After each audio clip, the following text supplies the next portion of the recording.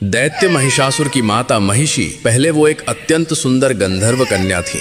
बाद में वो एक भैंसिनी बनी। पहले उनकी सुंदरता इतनी अद्भुत थी कि अप्सराएं भी उनके सामने फीकी लगती थीं। एक दिन महिषी अपनी सहेलियों के साथ एक सुंदर तालाब में मस्ती कर रही थीं। सभी एक दूसरे के ऊपर पानी उठाकर हंसी ठठोली वे सब मग्न थीं। तभी महिषी की दृष्टि पास ही बैठे एक ऋषि पर पड़ी जो ध्यान मग्न होकर तपस्या कर रहे थे। महिषी के मन में शरारत सूझी। वो धीरे से ऋषि के पास जाकर जानबूझकर कीचड़ भरा पानी ऋषि के ऊपर उछालने लगी, जिससे ऋषि का ध्यान भंग हो गया। ऋषि ने जब नेत्र खोले तो उस गंधर्व कन्या की हरकत देखकर क्रोधित हो उठे।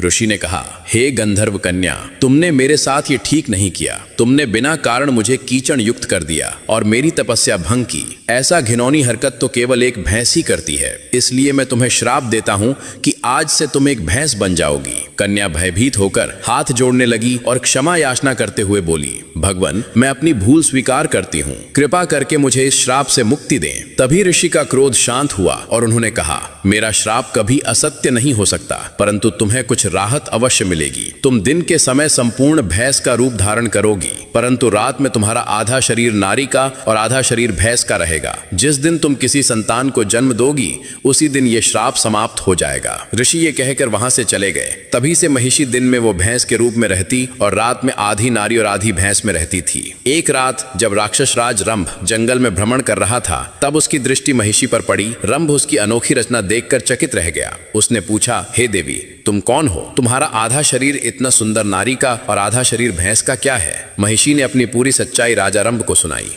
रंभ उसकी बातों से मोहित हो गया और एकांत में उससे विवाह कर लिया। कुछ समय बाद महिषी गर्भवती हो गई। उसी बीच रंभ ने देवताओं पर आक्रमण किया, परंतु युद्ध में रंभ मारा गया। रंभ के निधन के बाद महिषी ने एक बालक को जन्म दिया, जिसका आधा शरीर भैंस का और आधा शरीर राक्षस का था। उसी कारण उसका नाम महिषासुर पड़ा। लेकिन वह अपनी इच्छा अनुसार कभी पूर्ण राक्षस का रूप ले सकता था और कभी विशाल भैंस का रूप ले सकता था। आगे चलकर महिषासुर इतना शक्तिशाली हो गया कि स्वयं माता दुर्गा ने उसका वध कर दिया। अब माता दुर्गा को अपने दिल से मानने वाले भक्त कमेंट में जय माता दुर्गा अवश्य लिखें।